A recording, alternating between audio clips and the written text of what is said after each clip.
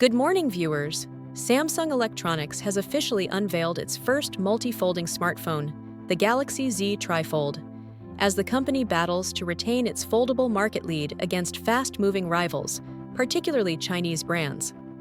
The long-anticipated TriFold device uses two inward-folding hinges to open into a massive 10-inch display.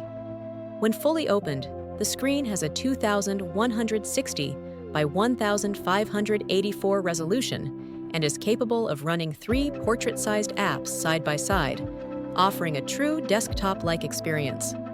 The TriFold will go on sale in South Korea on December 12th, followed by launches in China, Singapore, and the UAE this year.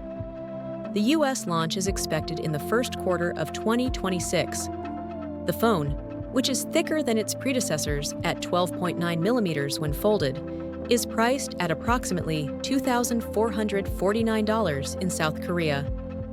According to analysts at Counterpoint Research, this first multi-fold model is intended for limited volume production.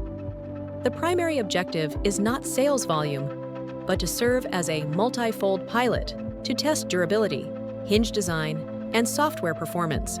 This is crucial as market competition is expected to intensify significantly in 2026, with the anticipated entry of Apple into the foldable segment. The TriFold features the largest battery capacity among Samsung's foldable models and comes with an IP48 rating for water resistance.